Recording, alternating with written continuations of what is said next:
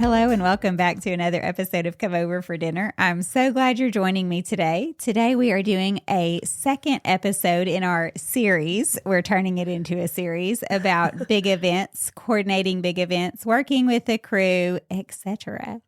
Today I have Becca Merkel and Belle Hawthorne joining me. Becca is the previous event coordinator for NSA. The now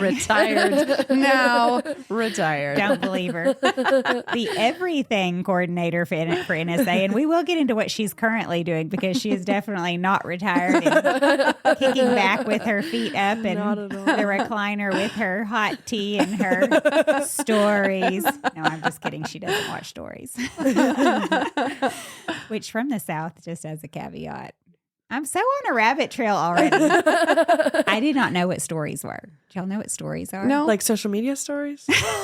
Or like... Well, apparently in the South. I do not know what this is all over the nation. You said she doesn't watch stories. I was like, that's true. No, I don't watch stories. I have a weird bad attitude about stories. Okay. So I don't watch them. If we're talking about the social media It's ones. totally not. But before I get into stories, welcome Becca and Belle.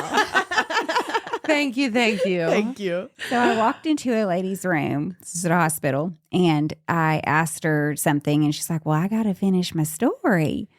I was like, what do you mean? And she's like, well, my story's on. I can't go right now. And anyway, long story short, it was her soap opera. That, That it's never a euphemism. ends. I It's see. and, they don't call them their soaps. It's a real nice way of saying their soap opera, their drama. She had to finish her story. Oh, I see. So it like, appears that I don't watch any kind of stories at all. Like, well, that story's been going for 13 years. They're going to keep hooking you, lady. It's time to go. We've got to head out of here for a minute. But anyway, it was really funny. How we got off on all that, I don't know. Belle Hawthorne is the current event coordinator for New St. Andrews, and she has jumped in ablaze in amazing glory. The first event that I went to that she was the woman in charge was amazing. It looked like she had done it for years. But honestly, she had done it for years. A little bit.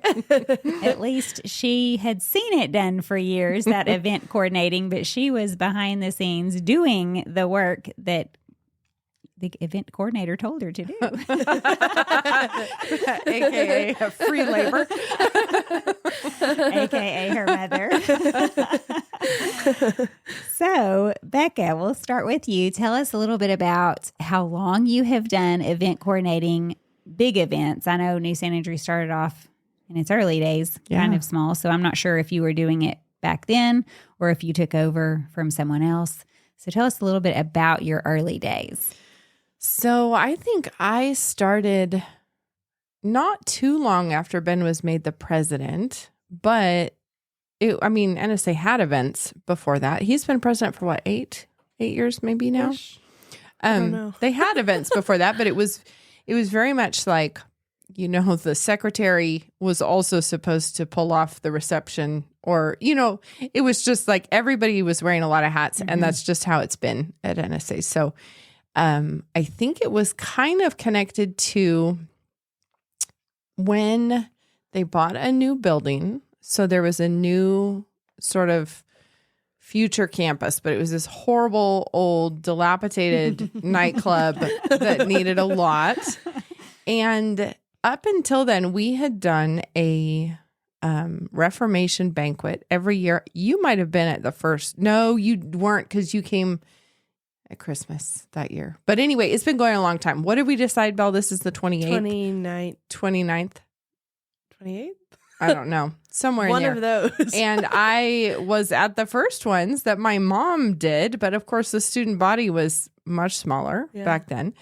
And it's been going every year. But as the student body grew, they needed somewhere to do it. So we were just going to the Best Western in town, and they would serve dinner. And so, what a Best Western catered dinner is like. I've actually been to one. It is what it is. It's your basic fare, frozen cheesecake out of a box sort of thing. Yeah. And it's very, exactly. It's exactly that. but it was also not cheap. I mean, so if you go and get them to throw a big dinner, it is not overly delicious and it's also not cheap. So I think it was somewhere in there that I don't know even why, but it was like, what if we just try and do this ourselves? So I feel like that was the first event that I did, was the Reformation banquet in that dilapidated building. It had no kitchen. It had no running water other than the gross little sinks in the bathroom. Like the little tiny hand sinks in the bathroom was the only running water. You can barely fit your hands in the sink. And we were like trying to There's wash no dishes way in you them. could do anything. And then What? We're like, I hope no one comes in while we're doing this. It was horrible. And not only that, we had to do the event on the second floor, which meant going up this massive, ridiculous flight. We call them the death stairs. Like it's just these terrible stairs going upstairs. So And they were on the outside. Well, there were these are those inside? We did There's utilize multiple those death as stairs well. in the building. But yeah, those are the super death stairs. Because those could be slippery in the wintertime. Ice, Yes. snow. Yes. So we had to figure out, like, how do you feed dinner and have it feel like a formal event to several hundred people when you don't have a kitchen? And it was going to be courses, you That know, seems because of course it impossible. was. But that first one was really fun because it was kind of awesome to do it in this weird rundown vacant building, because that gave it a sort of very other interesting vibe where when you set a formal table in that space, it was really fun. So we've been doing it in that building ever since. And I don't know how many I've done, maybe 7 or something like that. And this is the first year that we're doing it in that building, and A, I'm not doing it, and B, they have an industrial kitchen. That's So I amazing. kept joking about this kitchen that they were putting in last year when I was still doing events. I was like, I am like Moses in the promised land. Like I can look at it, but I can peering in. never touch it. And it's true. I have Nor do never you want to. I know. You've done your time. So basically, like, yes, they are still going to have to carry, like, eventually the kitchen will be right next to the room that will be for large banquets. But currently, they're still going to have to go upstairs. But if they complain, I'm going to be like, cry me a river. Let me tell you stories about the good old days. I had to When go I had across to- town. I had to walk uphill both ways barefoot. Exactly. So we definitely had to be ultra creative in how to make this happen. And so I think all of my event coordinating experience is non-standard. So we'll go to that in a minute because there's a lot to delve into there. So, Belle, you have taken over when there is a. I mean, this year is your first year. Is that right? As the event coordinator. As the NSA event. I know you've helped all the other years, but your first year to take over coordinating the events. And tell me a little bit about that. What was your first event? Was your first one the faculty dinner in the summertime or at the beginning of the school year? I think it was. Might have been. Yeah, the faculty dinner, which was at their house still. So you're still sort of involved in all the events. Yes, but I wasn't doing all the things. It Yes, was amazing. It's true. Yes. And I do remember Belle saying, okay, this is the first event that my mom is not in charge of. But, and even though it's at her house, we have to have everything clean and done and out I of know. here I was by like, the end I of the don't want night. anything left behind. It all has to be gone, so she doesn't have to deal with it because it's not her It's problem. amazing. Yeah. That And was a you really fun and one. you don't have to do the cooking part. We should clarify. which is really exciting because there's also a caterer. So we did that event was interesting though, figuring out who's supposed to be doing what, because we were trying to figure that out for the Reformation banquet as well, of like anything the food touches you have to figure out. So any dishes or serving utensils, anything that's just on the table, I figure out, because we realized there were like serving dishes that no one had thought of. We were like, oh, we both thought the other person was bringing those. So we were like trying to scrounge up things last minute. But That's true, because I used to be the one person with all the Post-it notes in my head, and now it's 2 different people. So. Yeah, where I was like, oh, it's like a kitchen thing, so you'll bring that. And she was like, oh, it's like a serving thing, so you'll bring that. So we were both like definitely thinking in different lines. That's a So really figuring good out tip. how to actually do it with 2 different people involved. Because this Because I'm college used to has just being the grown. one. We all Yes. just listen to mom. When the college has grown so big that you're having to divide roles further to more people, that does make sense that you have to really itemize who does what, because in the past, Becca was 3 people. Mm-hmm. She was the cook. Yeah. And pretty much every kind of event I've been involved in is like you have one person in charge. Right. And we're all going to figure And it so out. everyone's looking to that one person and it all falls, all falls on their shoulder, but basically. No, I mean, I had lots of help. Like I would recruit a lot of help. So I was certainly not single-handedly doing anything. As you two both know well, having spent many a long evening helping with all the things. All the things. Yes. In the Wild West. Yes, As but I fondly call it. I know, but it's like all the person with all the lists and the recipe, like all of that stuff did all kind of land on my doorstep at the end of the day. So, yes, one horrible year. Tell us about the horrible year. You probably have an agenda, and I'm hogging it with telling you. Can about I already my guess horrible which year. year this was? I think it was the first year that we did it there at the North Campus. And so we had to, obviously you can't wash the dishes, and we had multiple courses. So you have your salad course, and you have several water glasses, and you have all the silverware, and you have all the serving pieces and everything. And so we had to pack it all back to my house. And it was this mountain of disgusting dirty dishes that was on my front porch. Yeah. Boxes and boxes and boxes and crates and crates and crates. It's always been about 280 people. This year it's initially it was about 280. So you're talking thousands of dishes. Yeah. So I would haul in a box. Nightmare. And I would wash it. And then I would stick it there in the middle of my kitchen because it was like, where else am I going to put it? It was just like a actual tower of it crates. was like this little thing that was growing in my kitchen. It was slowly diminishing off of my porch. It was a month. It was a straight up month. So by the time I was getting to the bottom of this pile, it's moldy. It's I was going to say everything is so stuck on it. There were dark 10 things. times. Just the horrible. time to wash And I a feel plate. like it was a month that I think Thanksgiving probably happened. I don't know if we went out of town. So that's why it was a month. It was just atrocious. Super busy time of life. So who has Well, in time our kitchen for 7 or 8 thousands of years dishes? ago was probably not. Oh, it probably had no power. I don't think we had any countertops. Like actually any. No, we didn't. It was kitchen gutted. was being The kitchen renovated. was gutted. Did you have a dishwasher? That's what I was Maybe trying to one? remember. We did have a working dishwasher, but Okay, that's probably not power, not countertops, not Yeah. Just it was a time. Yeah. It was a time. It was a So, time. no, actually, that was on the agenda. We were talking about the impossibility of the 2 tiny sinks, and I was going to ask you, what did you do? So obviously, you carted dishes back home. Yeah. What about food? Where did you cook? Oh, many many places.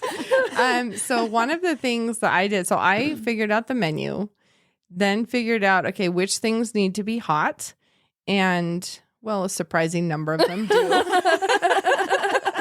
Imagine Especially that. for a end of October banquet, obviously. So we did a salad course. That doesn't have to be hot. That's lucky. That could all be assembled on site, but we had to do prep elsewhere. So we come with all of everything ready to go. Then, okay, but where did you prep? This is before you were renting what do you call it? A commercial kitchen. Right. Were you hiring it was other people just to at cook my at this point yet? So basically what I'm trying to it does blur a little bit, but Maybe I'm at your pretty sure I house? was doing all the meat prep. So I was getting all of the roasts seasoned. I think we did wrapped in bacon that first year maybe. So I was doing all of that at my house, and luckily it's cold here at the end of October, which means I can use my Don't need outdoors as fridges. a secondary fridge. In the summer, that would not have worked. So I was doing all the meat prep ahead. But then what I did was I did hire different ladies who would do prep at their house. So one lady would get all of the potatoes, prepped and ready and boiled. And then somebody else was doing all of the carrots or whatever. And then I would coordinate when and how they're going to get picked up. But I had to do these ultra specific recipes where it would be like, at 4:15, the potatoes need to be already boiled, and you have to be mashing them, and then you're going to load them into these, and then you're going to drive them to North Campus. Or we had coordinator, people who I would send to pick Drivers. stuff up, but it had to be hot, and we had to carry it up the death stairs, ready to be served onto serving plates, but it had to be hot at the time. So the roasts, I used Sister's cookies. I took all of these big pans of roasts and veg to her because she has a ton of oven space, and she was a saint and put it all in for me and then pulled it all out and foil wrapped and then put it in big coolers. And then we would carry the coolers up the death stairs, unwrap, try to get it out. So this is like you're unwrapping the roasts that just arrived when people are well into the salad. Because you want them warm. Because, you need them to be hot. Nobody wants a room temperature roast to come out. Anyway, so it was a lot of to do. And then I think I hired somebody else to make the desserts. One year that was Belle. Several years that was Belle. Years. I've not pulled many all-nighters, but most of them were for the Reformation banquet. It would be like cooking till 8 a.m. just all night. The year before I moved up here, I remember seeing pictures of the chocolate cakes you made. Oh, yeah. I think there was chocolate ganache on top. I don't remember what else. Yeah. They looked so amazing. There were so many of them. Yeah. So many. The one year where we did many. It was a I think the first time I did did not it. try those. Yeah. I think the first time I did it, we did bundt cakes. That was what I'm thinking of. And those ones Were were, they chocolate? it was kind of a tricky bundt cake shape to get out. Yeah. So many fell apart in the early hours of the morning, and it Patch was them together terrible. and throw on some And then, ganache. and then another year, though, we decided to do a 2-layer cake.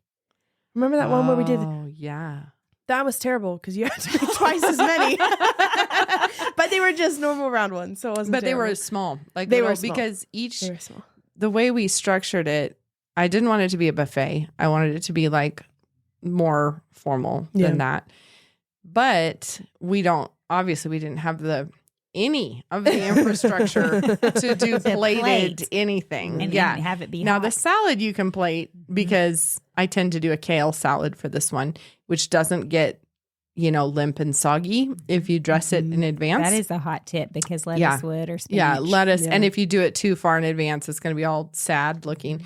Kale holds Kale, up it well. helps it. It's super seasonal. It's what you want to eat right now. And It's it a looks gorgeous so pretty. salad. And then, it's really pretty, and you can get that out on plates. That, for reals, we were tossing the salad in garbage In bags, trash bags. big trash bags, and then dragging And then trash reaching bags of into salad. trash bags and just pulling out handfuls of salad. I know. Put Gloves. on people's There's plates. gloves. But, but Plain you're trash still bags and Probably. pulling sanitary out gloves of, people just taking out a handful. You still hope no one would come into that you don't room want while you're- anyone to arrive early. Yeah, at that point, it's really rude to arrive early and see people with trash bags of salad. It somehow kills the elegant mood. I have learned to say doors will open at 6:30, and then I really mean it. They're locked. Like literally, Because you people cannot will get in. come at 6:10 and they'll be like, "Can I help?" And you're like, "You know what would help is if You you not would being leave here at and come at 6:10. 6:10." Yeah. So true. So true. Yeah. So anyway, we could prep and plate, but everything else couldn't be. So what we ended up doing, I love it. I think it's a fantastic dynamic, fun. but it does take an obscene amount of planning. Each table of 8, we have a serving dish of each item for just that table. So there's a platter of meat, there's the serving bowl of veg, there's a serving bowl of potatoes, there's the basket of rolls, whatever. So each smaller table, we do these long rows of tables. So it's like a huge long banquet table, but each one is divided up into 8, and they do family style just in among their own 8 people. And I assigned each guy at the table had to get up, go into the next room, and they had an assignment on their name card. So one guy would get the meat and the gravy, and somebody else would get the potatoes and the veg, and somebody else would get the bread and the, But the problem is you don't have a same number of guys at each table necessarily. So each table is its own headache that you have to sort, which means RSVPs matter. You have to get them in. You can't have people switching chairs. It's just kind of like everybody has to, but it's really fun. So each course, like all the men get up, they come back, and whoever gets the meat has to carve it. And that's my favorite moment of that banquet every year is looking out at this sea of anxiety. Who's sweating the most? Having to carve the Sometimes roast. they're easy cuts and meats, and sometimes they're not. Oh, well, you remember the crown Remember the roast. crown year. roast. I saw pictures. Ruth worked that event. Oh, Ruth was there. It wasn't Ruth you. was it was there. Ruth. She was there. Yeah. She Well, I sent me remembered Ruth pictures was of there. the crown roast and your cakes, and Yeah. it was just so amazing. But I can imagine if the crown roast came out, how many guys were sweating over that. I know. And I always try to, you kind of try to pick the guy at the table you assume can handle the pressure. But Yeah, we do. We would go through funny. the list and be like, what guy gets the yeah, meat? out of this Which one group. gets the meat? Or who are Yeah. you mad at that was Yeah. mad? They can feel honored if they're chosen for the meat. I did the first year I did rack of pork. We usually do pork. And I had told a lady who's much more experienced than I am in all these things that I was thinking of doing rack of pork. And she goes, "Now I will warn you that guys can panic a little bit when they hit that bone.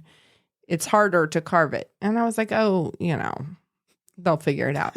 No, it was total hilarious pandemonium.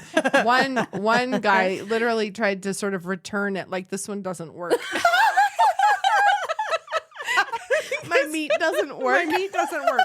This one does not perform because you I have feel to like kind of doesn't everyone know there's bones in meat? Yeah, but you can't like hack through the bone. You have to Well, like get it in between. Sort of Uh-huh. takes You a have little to bit of an effort. Kind of So do it a little S shape. yeah. So Well, and then he felt Anyway. the That's pressure, like great. maybe in normal Yeah. circumstances he would have figured it out, but the pressure of 7 other Yeah. guys. I know, started everyone's looking at waiting you. on it. Yes. I know. And then they serve, and I love the dynamic of it's the guys doing it, like they're getting up and they're serving, and Yeah, I it's love fun. that. They're I think being it's been the really host great. at their table. Yeah, With their small group, which makes it a little bit more intimate than the Yeah. giant room, Yeah. long Yeah. tables of hundreds of people. Yeah. And I find it hard to make a buffet table look, you can make a buffet table look beautiful. And the first 5 people through it will see how beautiful it is.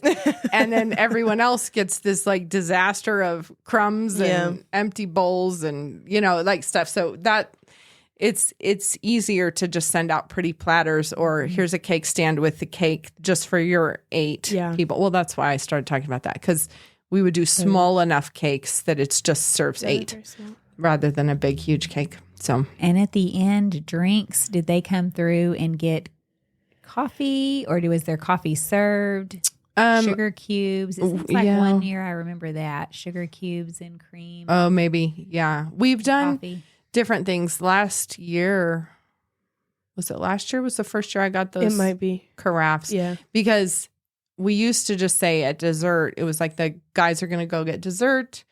You can get up and get yourself coffee, but then you have a mile-long line. Everybody starts chatting.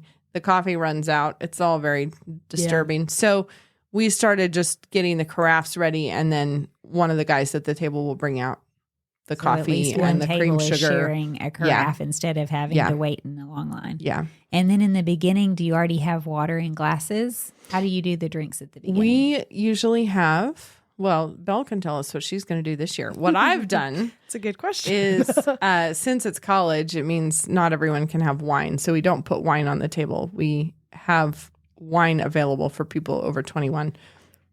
And we have to, that's a whole rigmarole. But on the tables, we have sparkling cider. So there's a centerpiece in the middle. And then on each end, there is a water bottle. Like I just bought a bunch of glass water bottles and like the little swing top kind that we fill. So there's a water bottle and a cider, sparkling cider. Mm-hmm. So each table has 2 bottles of water and 2 ciders. So that should do it for them. So the guys aren't Hopefully. going to have to go through a line and try to juggle 8 different bottles. Yeah. No. So they can serve their own drinks. And hopefully it's within reach since I have, like 4 people have access to 1 water bottle and 1. And before cider we get bottle. into Belle's coordinating, one other note on the serving before there was a kitchen. I remember another way besides the coolers is crock pots. Oh, my word. Oh, plugged my in. word. And I Oh. remember going from one to the other to the third to the fourth and stirring madly so the potatoes would heat evenly and not burn. Yeah, on the and those sides. weren't even crock pots. Those were those massive roaster ovens. ovens. And you know what? It kept blowing the power. I was gonna say the first few years we were in that building, most of the outlets didn't work. So we would plug something in and come back like half an hour later and it's And still it's not cold. working. Yeah. And then we or would blow it'd the trip fuses. breaker. Like I Yeah. remember tripping a lot trying to brew all the coffee. Like we'd be carrying coffee pots all over like this 4-story building trying to find an outlet that worked. And you'd like have your flashlight, like going down the desk stairs with a coffee urn, just like trying to find an outlet. Needs to be written. Oh, it's so bad. Well, you know, the first year I was like, okay, we can do this. Maybe this was the second year. I don't know. I love the can-do attitude. yeah. Just by the way. It felt like such a normal thing as a child. Yeah. Well, especially since And home, looking back, I'm like, home was greatly home like was very similar to that building. Which is why Bill Desk stairs and all. is one of the greatest people on earth. She always has a can-do attitude. She is undaunted. She's amazing. Undaunted. But I had handled the meat. Like, okay, so that's going to be cooked. The potatoes, I had somebody make all the potatoes for me, load them in the roaster ovens, which I did learn. Always buy on Amazon those disposable liners for the huge roast because it just bakes onto the side and it's horrid. Impossible to get off. Yeah, so she would arrive with them hot in roaster ovens and we would plug them in, blow the fuses. It was great. But then I thought I just got a little above myself and I thought that we could cook green beans on site. I remember that one. No. And I have a jumbo rice cooker. And my sister has a jumbo rice cooker, and both of them are 60 cup. And so I was like, okay, if I buy the like Costco, you know, those packs of like pre-washed and trimmed little thin green beans that are good. I was like, we can do this because we could do like basically steam it in the rice cooker. Well, I don't know what went wrong. And I partly suspect that, you know, if you're not sure it's working, then you keep opening the lid to find out.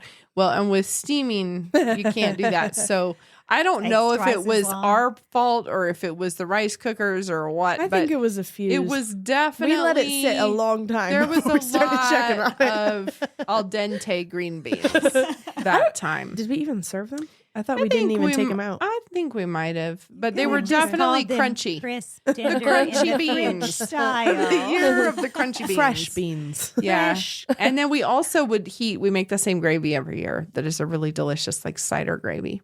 Ooh, that And sounds good. that one is very easy to make, but we were trying to heat it. So again, with the rice cookers. And so we'd have these huge rice cookers that people are stirring and then it would always slop all over the floor. Oh, Yeah. because that's the other thing. There's no counters. So you have a rice cooker on the floor. So you're squatting down there trying to make a gravy.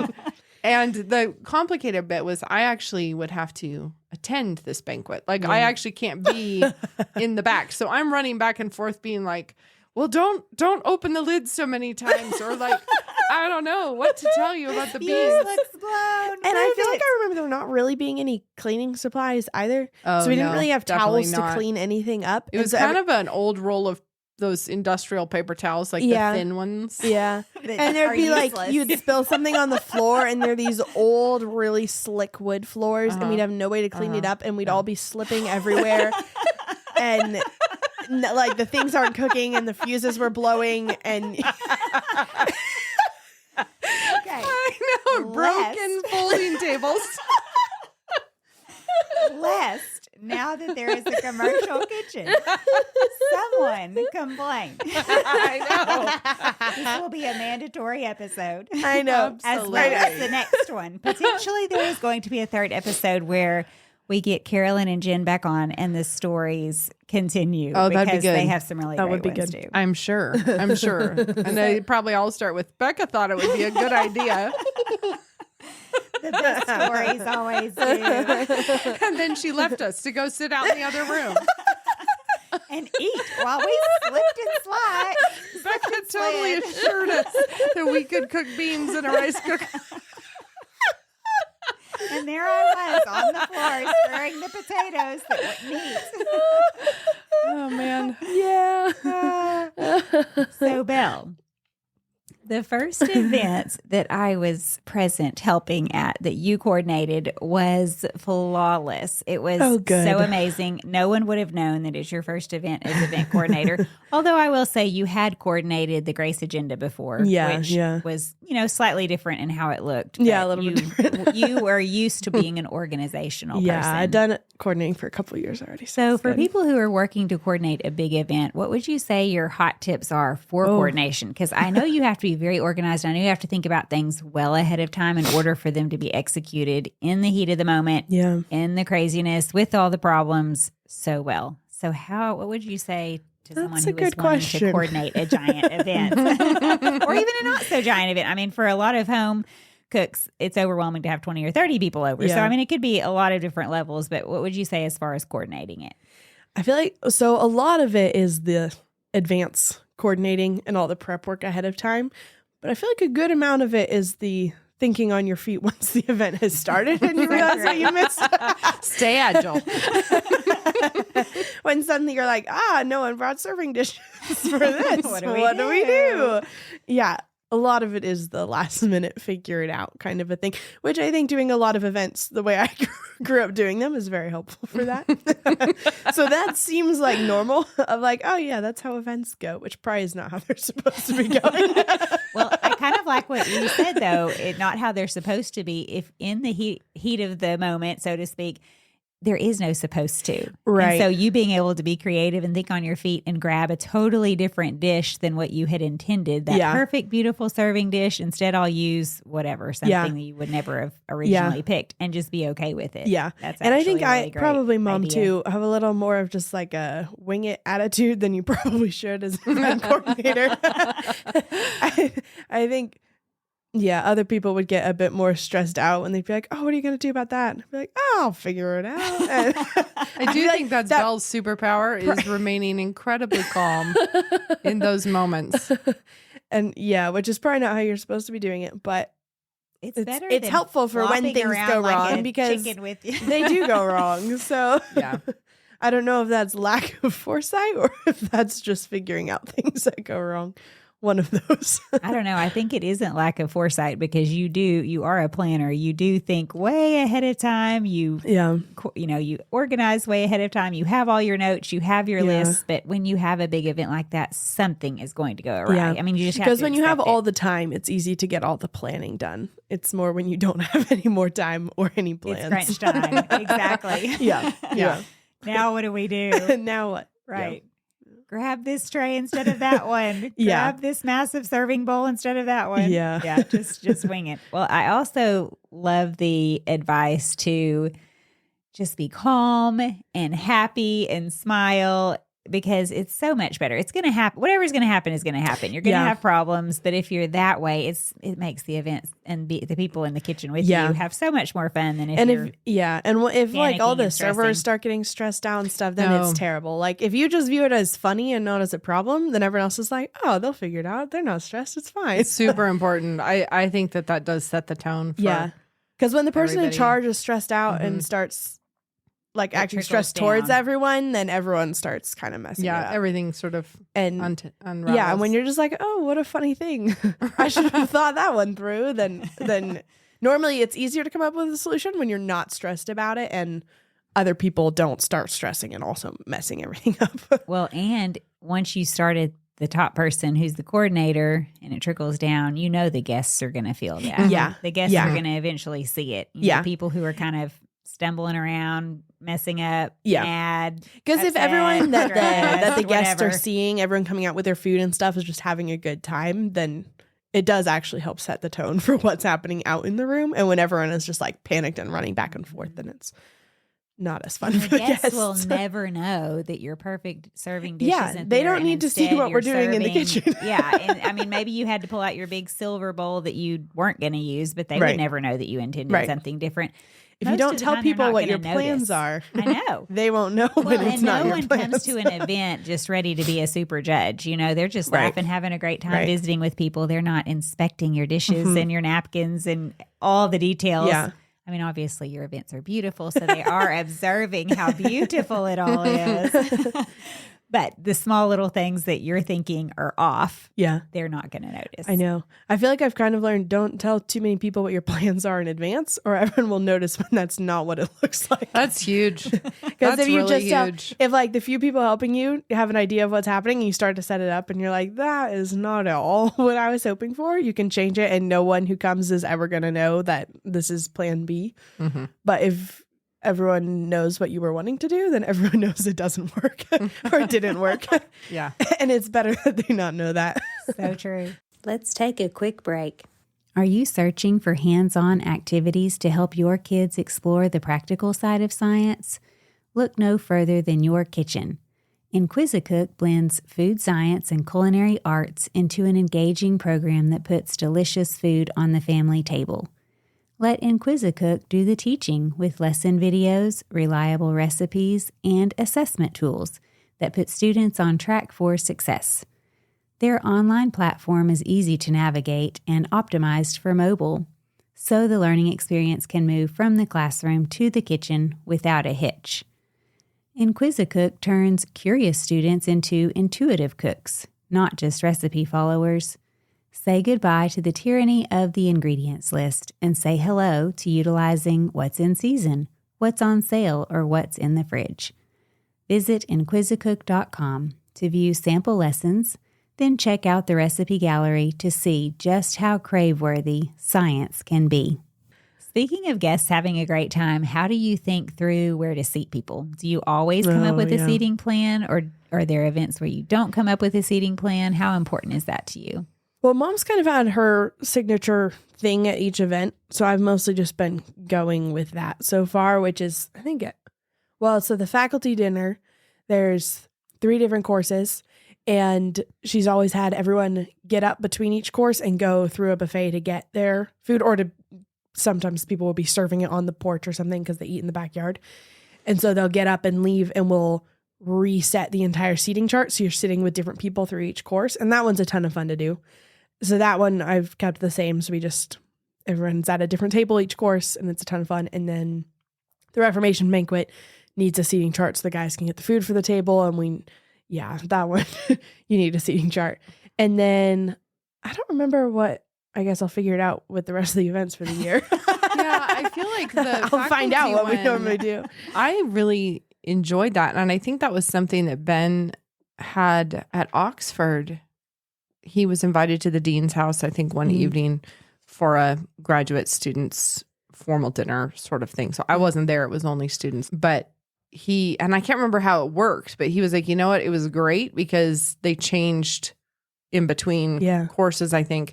And that just meant you got to talk to more people. And that is really nice because especially if it's a longer evening with more courses, you might land next to somebody that it's great to chat with for 2.5 hours, or you might not. So it's kind of nice, even if, of course, everybody gets along and, it's great but it's really nice to have a chance to just have a shorter conversation with more people.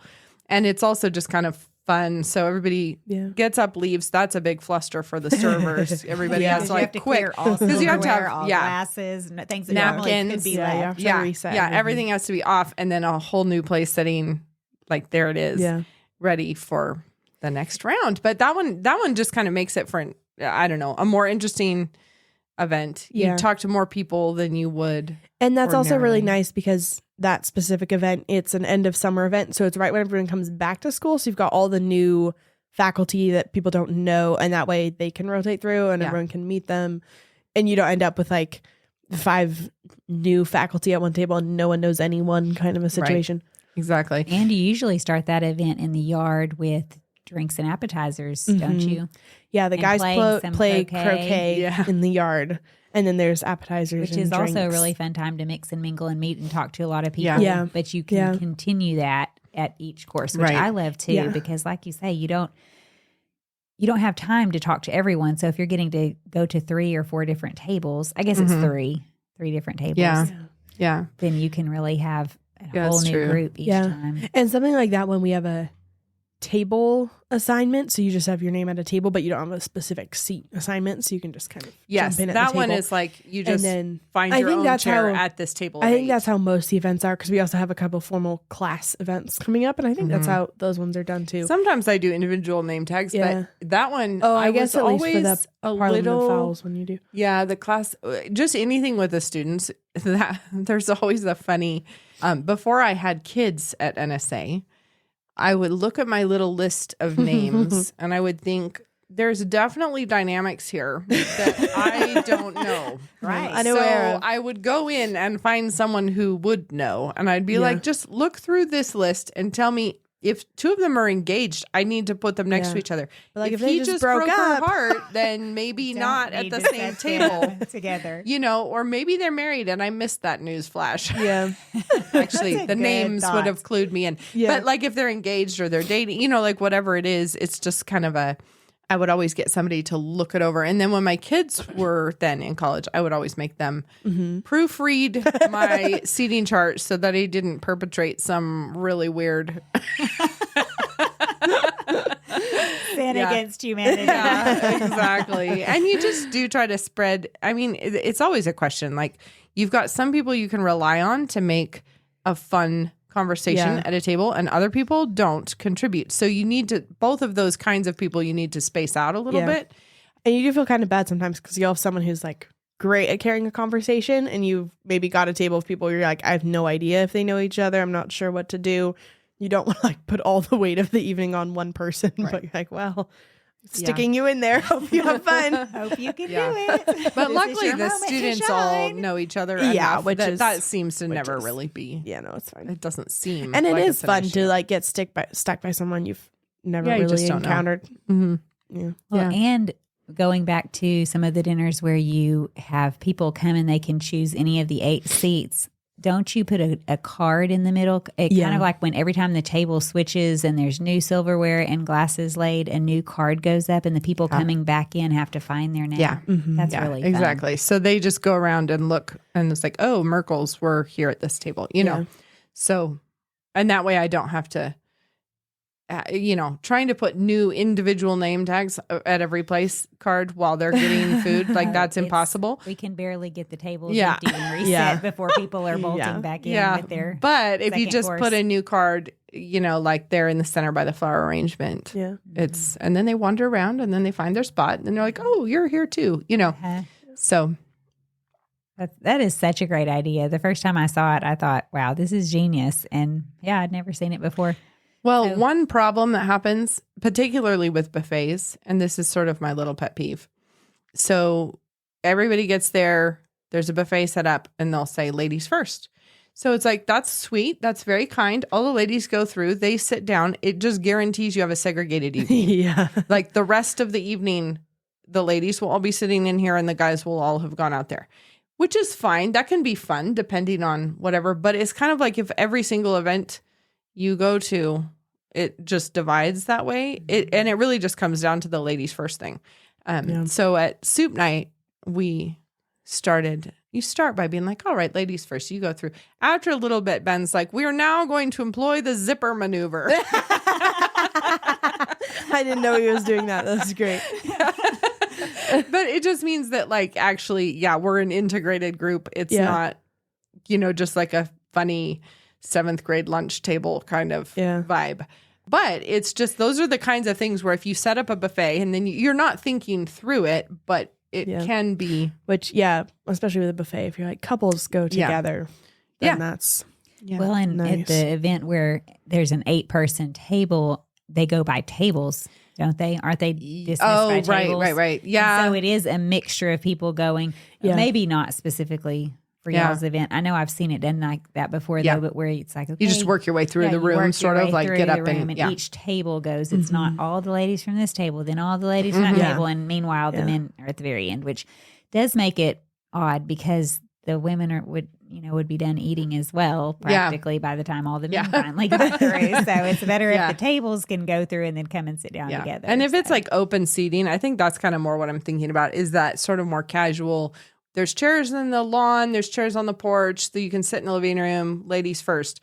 that's when all the ladies will end up in the They living all room. make their All the own guys will groups. end up on the deck. And then that's just how it is until it's time to go. Yeah. So Makes sense. Yes. Which is not really Yeah. what you're going for a group college event. right. And so if you have, assigned seating, then that's just eliminated. But yeah, those are the weird issues you have to think through, I feel like. Hidden implications Yes. about the ladies first. That's a good thing to think through. So, speaking of Oxford, are some of your influences from Oxford, or are a lot of influences from Oxford after been going through their PhD program and having been a part of that culture? Would you say that English culture has been brought into New St. Andrews and is giving you some ideas, or no? I would say, yeah, definitely. But one of my biggest peeves when we lived there was Americans who come over to England and start faking the accent. You don't talk in a British accent at all your events? It's just so embarrassing. It's like, just don't. Just be yourself. So, yes, I would say tons of the influence comes from the time at Oxford. But I never wanted it to be us faking the accent. Like, it really has to be authentically us, and it has to work here, and it needs to be Idaho because, it's just going to be embarrassing dress up time. If Yeah. So you're creating a culture. You're taking some really fun ideas and components, but you're making it your own. That's what I hope I'm doing. That's what I would like to think I'm doing. But I mean, for one thing, you just cannot pull off an event like you could in Oxford because we don't have stunning, ridiculous, like beautiful stone Giant great hole. carved. We have death stairs. Yeah, no, we don't have that. We have the dust stairs and the old CJs that was Cadillac Jacks. So you gotta remember your place in the world. Non-Oxford. But also trying to up the tone on things, like let's try and have it be a little bit less Best Western and a little bit more.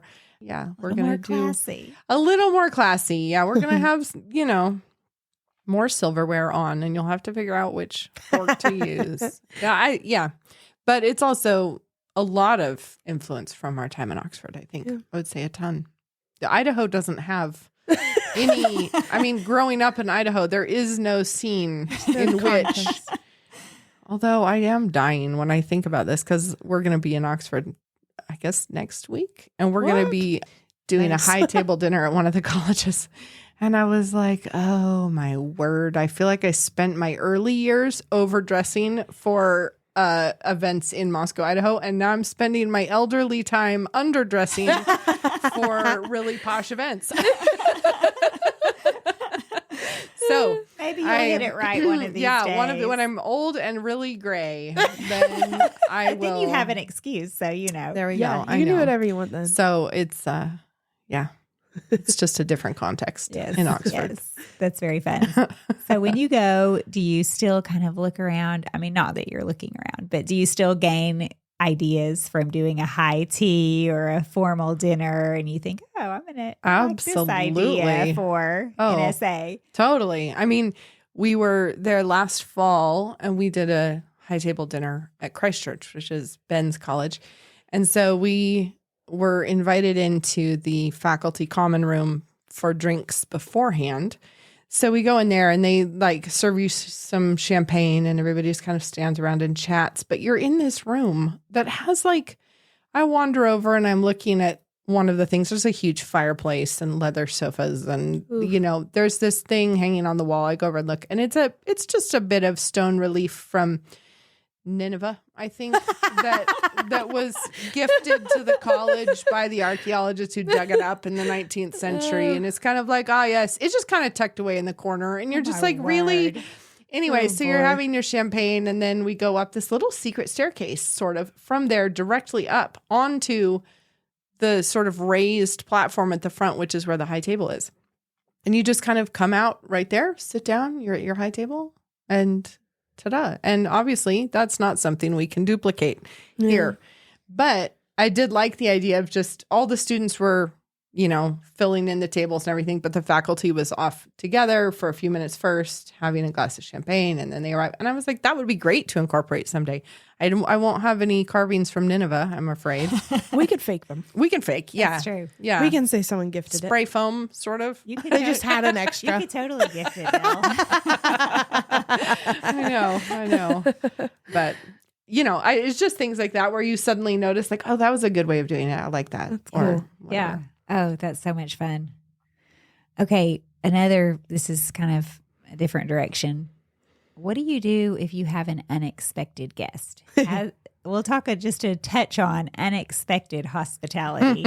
So you have soup night, and I'm guessing you pretty much know your numbers, but occasionally I'm wondering if somebody comes, invites a friend, or somebody else comes that you weren't expecting. Or maybe, you talked about how for some events it's so important to have RSVPs. Somebody comes that didn't RSVP. How do you handle those situations? Yeah. The unexpected. The soup night is really funny because my favorite of all time was I flung the soup and bread on the table and had to do something. And I get a text from Ben at home who says, there's a small, strange Vietnamese man in the soup line.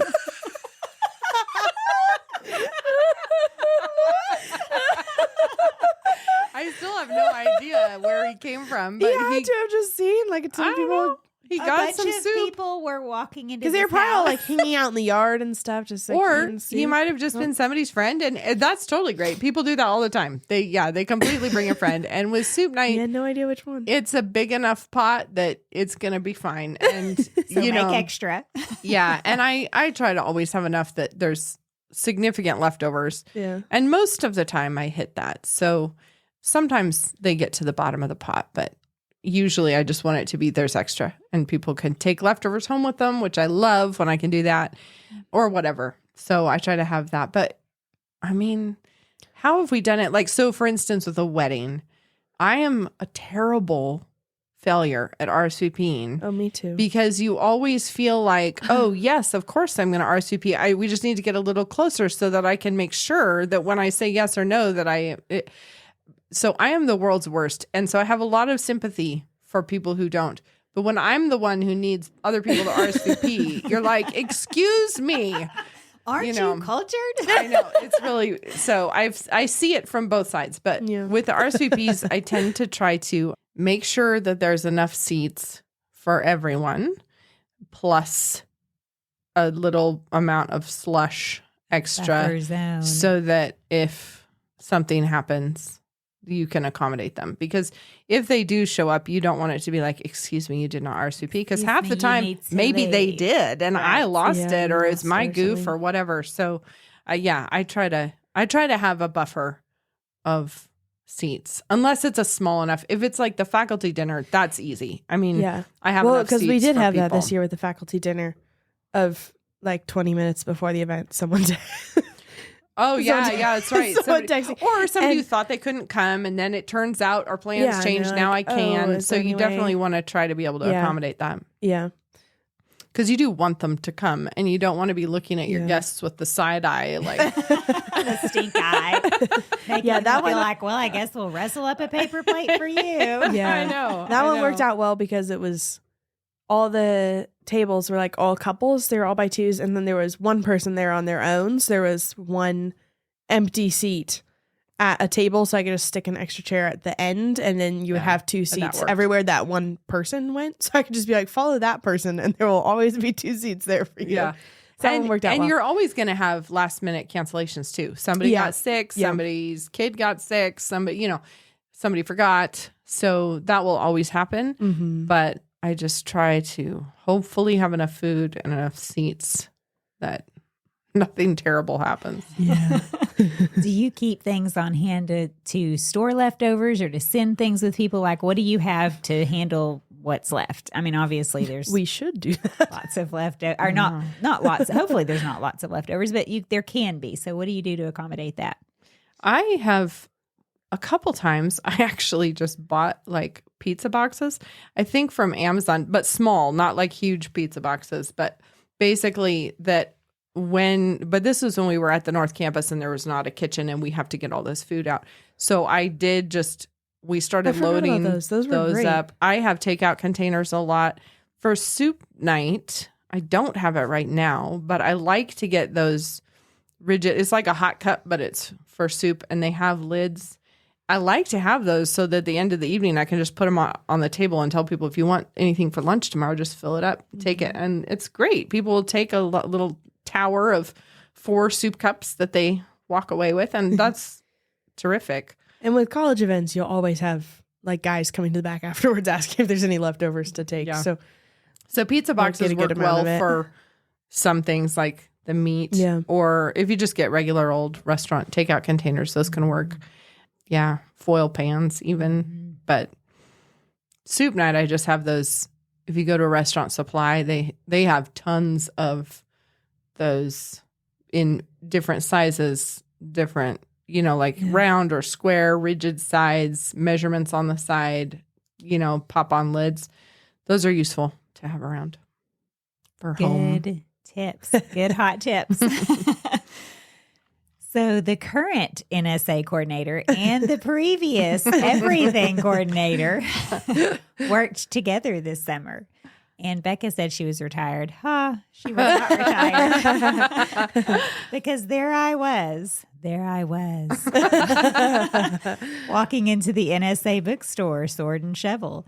And up I see on a ladder in the distant background, not an elegant lady in her recliner sipping her tea, reading the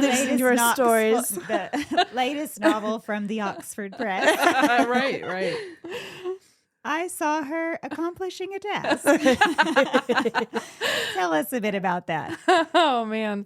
So the back room at the Sword and Shovel was the former kitchen, because it used to be a restaurant. They've turned the front into kind of bookstore, coffee shop. And then that room that used to be a kitchen was just kind of overflow seating.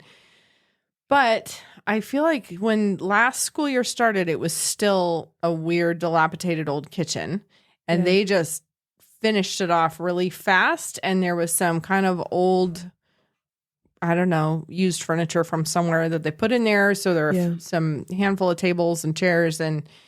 But it was not at all an ambiance that you wanted to sit in, because it did feel like a hospital waiting room. Like it was fluorescent not lights. the place you want to hang Yeah, out. because it was a kitchen, and it has no windows, and it was a very peculiar shape. Yeah. Because there's a spot that I think used to be the walk-in cooler, and then there's like the nook that used to have the industrial dishwasher. And so it's a jaggedy little room, and with fluorescent lights and just whatever carpet Not is inviting. on the floor. So yeah, it wasn't. There It was wasn't. carpet in a kitchen. No, they just. I think when That would have been rough. It was this crazy, Wow, that's like bad. cracked old tiles that were really like, it was this kind of uneven floor. And anyway, so they just did it really fast, put it like there. Now we have a Gotcha. room. Yeah.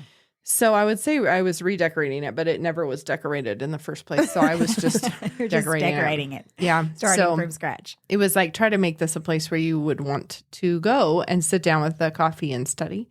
So that was what I was up to for way too long. And Belle was helping. She was That's what there. I did when I should have been doing Grace Agenda, probably. She was my moral support for a lot of it. What was really fun is the creativity, the creative idea behind it was not just paint the walls. Of course not. Not with Mom. Not with It will be Becca's in custom. charge. It will be custom, and there will be fabric.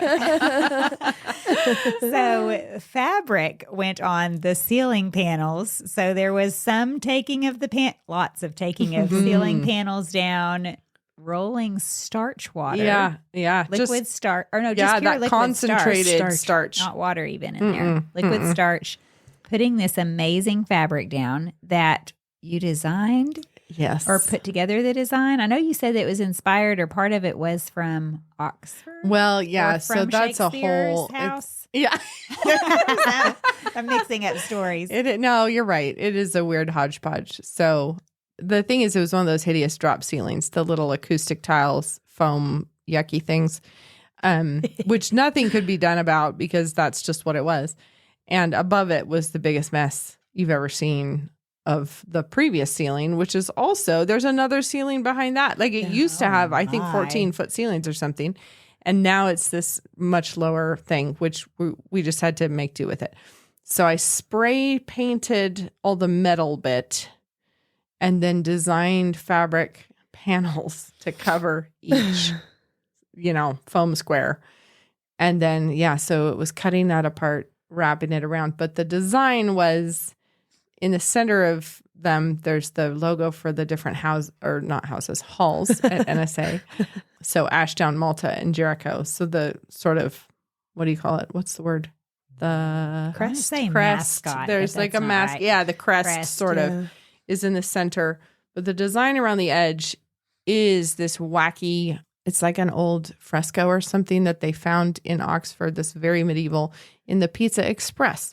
So, as one does. Medieval yet modern. It's like in this old coach house, I think, from the 1100s. And only Oxford could have that. Right. Express With in an old coach house. Yes. That's amazing. And so they had uncovered it when they were doing some work. And so they just left it. And it's the weirdest, craziest design you've ever seen. And I was always very fascinated by that. And then when we took the kids to Stratford to see Shakespeare's house, we went in, and in his bedroom, there is the same design. And I was like, excuse me, sir, to the guide. I was like, how is this the same as Pizza Express in Oxford?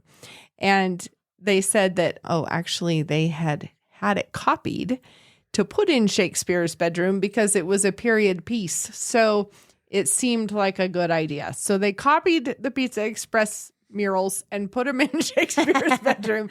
And then I grabbed some of the design and changed the colorway and shrunk it down and made it into sort of a border around each hall crest. So that's what I did. The Pizza Express man was a very cultured person. We learned this as well.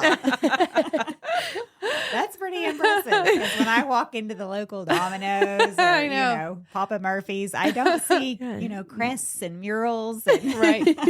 that sort of thing on the wall. No, not as much. That is so much fun. So you put that on the ceiling and then fabric on the walls. Yes. Fabric and on the walls. Trim around the edge of the, I guess you'd call it a chair rail.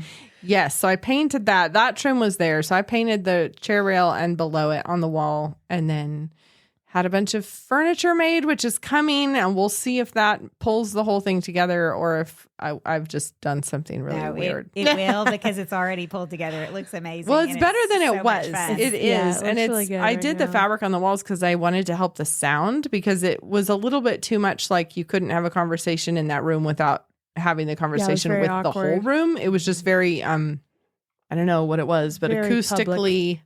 Right. You didn't hearing your conversation. Yeah, exactly. And I felt like it was if a really we did silent, echoey room. Yes. So that's partly why I did fabric on the walls. I felt like that would help. Mm-hmm. Yeah. It kind of takes the place of curtains, but there are no windows, so you don't have curtains anywhere. Yeah, exactly. So I had that woven and did the stripe that incorporates the NSA colors. And then with the extra fabrics, you had them make bags. That's right. Because I had to make... Did you make curtains for the front? I'm going to. Shop? I haven't gotten to that yet. That's still on the list. But yeah, we'll do drapes for the front that will also help with sound, I think. And that will match the fabric in the back. And then with the extra fabric we didn't need, I had to make some, little bags to sell. And they're so cute, and they're only $5. Yeah. I mean, they are so adorable. They're just, they're really cute. Fabric bags.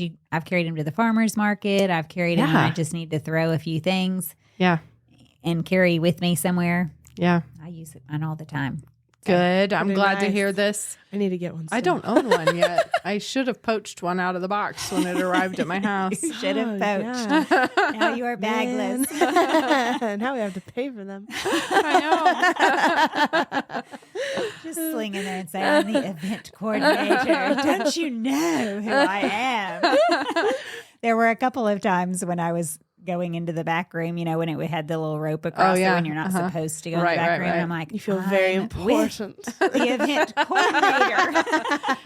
I am helping the event coordinator. The ceiling tile installation person. I didn't get to help much because school started for me full time. I'm teaching this year. But before that, I did help a a day or two, and it was so much fun. And I was just a bit salty that I was like, Becca, you should have started at the beginning of the summer. I know. Why aren't you on my timeline? I could have totally done ceiling tiles with you for days. Yeah. But the portion that I did, the very few compared to how many she and Belle did, was very fun. Yeah, it And I turned felt out. like such an I artist. didn't do any of the although I ceiling was just tiles. I felt like I executing. lucked out a bit. That's true. It was definitely not a project you can Google because no one ever has decided to do this thing. No one's ever But thought I about doing I this could before. tell you how now because that You've first done day you were about there 100 that of first them. day Was where we that were day kind of one? pirating. That's like not what word am I even saying? Pioneering the Pioneering. technique. I was like, You were what trying were to you say pirating for this room? And then the She was next pirating the ceiling day, tiles off the ceiling. it was definitely bubbly the next day. So I had to figure out how to do it so there were not bubbles. yeah. And How did you fix it? Well, I don't remember. I know you've told me, but I can't I remember. don't know. It just you started to have to channel the mood of the fabric. We're not pulling it Yeah. too tight. Not pulling it too tight, but using Making tons sure and tons and tons tons of of that starch. liquid Yeah, starch. We I use think so that much. was the Yes. key. We Gallons bought out and every gallons store and in Moscow gallons. so many So times. many times. Yeah. Everybody was wondering what. I really hope no one had like what are you a doing? starching an emergency. Yeah. That I don't know. It was probably 35 gallons maybe of that stuff by the time we were done. at least Yeah. Which we Bill, use so much. Aren't you inspired to do something like that at your house? Remember you saying that after doing that, you were thinking about hanging up I've had fabric panels plans- on your wall. No, well, I'm not doing fabric because I got wallpaper, but I'm not allowed to wallpaper since we're in a rental. So I have to figure out how to do it without doing it to the walls. So I guess it wouldn't involve liquid starch. It would involve just I was doing it a planning on different getting way. some sort of poster board or something and wallpapering that and then attaching that to the walls. We'll see how well that works. But I can see the inspiration.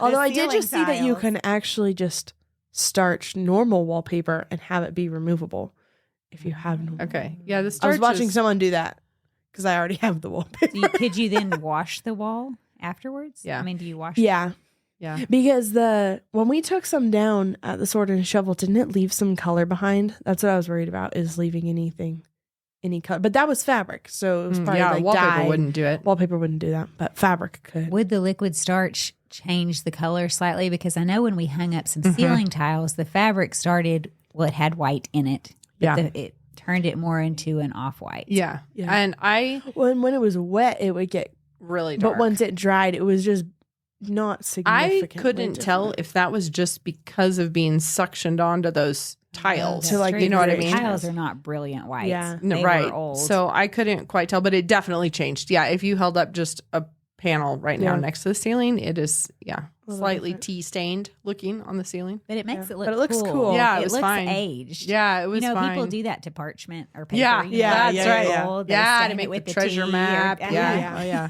Speaking Burn of the pirating. edges. Speaking of pirates and all that good stuff. Well, this has been so much fun. The last thing I want to close with, I'm like figuring out how to tie this in. I'm not really sure. But maybe it's a continued story about unexpected hospitality, but it's a really hilarious one. And so I want Becca to tell us. She travels a lot for NSA. She and Ben travel a lot for just various events, sometimes speaking at conferences, sometimes speaking at schools. And another way of going with the flow is just travel. You have to go with the flow. Yeah. I mean, there Yeah. are forgotten things. There are accidents that happen, delayed flights. And so a really hilarious one. I know you have many stories from your travels, but the latest one in California. I literally laughed out loud and had to read it to every family member. Oh, my word. Okay. It So was. there was an amazing text. It was So good. You have to just tell us It the was story in good. person. Okay, so Ben and I are in California. He's speaking at a camp for a classical school down there that does a retreat at the beginning of the year. So we're up in the mountains somewhere in California, and so it's like a campground, and we have one little cabin where we were staying, but it was definitely hot, but no AC or anything. So there was a fan sitting there on the floor, whatever. So when we went to bed, it was like, it is just kind of stuffy. So we opened all the windows and go to sleep. And then in the morning, Ben says, like, I had the craziest, most vivid dream last night. And that he had opened his eyes and he's there in that little room and there is a monkey sitting in the windowsill. And it was specifically a monkey we'd seen in Zambia, that he was sure it was that one. So that had just been on the side of the road as we were driving. And he was like, it was that monkey and it was sitting there in the window and then it started to come in and he just jumped at it and yelled and waved his arms. And he's like, but the thing was, I actually did because I smacked you. And I was like, oh my gosh. Which woke you up. I do remember that. And I'd gone right back to sleep. But Ben had like sat up in bed and yelled and smacked me with his flailing arm, which is nothing like Ben. Like he doesn't really have vivid dreams. He doesn't remember them. He doesn't talk in his sleep. He doesn't, you know, This like is it's not just a normal not thing for him at all. And I was like, that is so embarrassing because we were sharing a cabin with somebody else in the next room. And it was like, Who was hearing and him it's scream like, in the great. night. So Ben's shrieking in the night. Like that's just normal. So anyway, then we go to like find coffee the next morning. And the next cabin over had been all worried about us because they had a bear break into the cabin and come in and eat all the snacks in the Speaking night. of unexpected hospitality. So a bear had just they had crawled food on for in. him. They had food. I think he opened the sliding glass door. I Good think. thing. He may have looked wow. around for other snacks. Yeah, in human form. he powered through a lot of the snacks that were stored up for the week, you know. Wow. So anyway, they were like, "But you didn't have a bear," and it was like, "Yeah, well, that's lucky, isn't it?" And then suddenly, both of us start thinking, "We did have a monkey, apparently. Like we did have a dream monkey." California. So we go back in the bedroom and open the curtains, and the screens are bent back, like away from the window, which they had not been the previous night because we opened the windows and saw them. They were not peeled back from the window. No.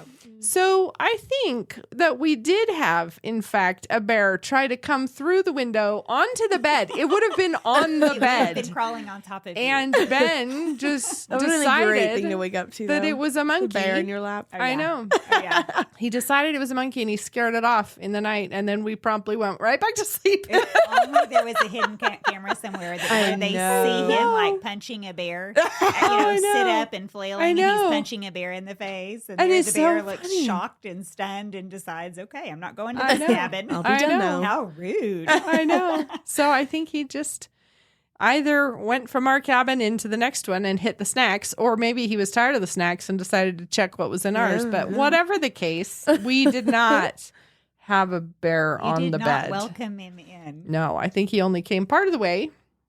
Ben was like, he said it was like brown and furry, and then it just like solidified in his mind into a monkey. That's And then great. he yelled. Probably being in his super deep dream state.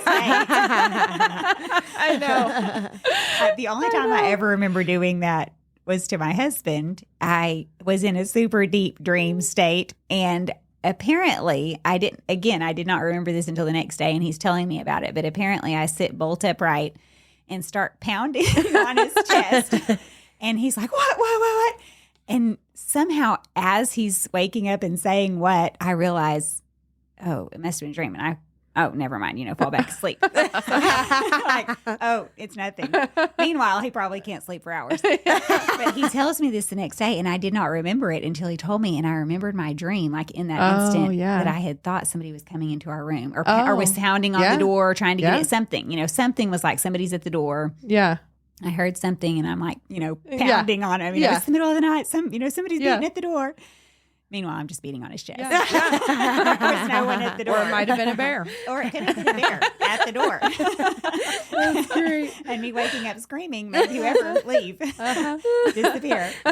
Speaking of unexpected hospitality, I do have to tell a story on Belle's brother-in-law's, potentially her husband, my son Lex. Uh-oh. I think he was there. I can't remember all the people that were there, but it was a really funny story of unexpected hospitality.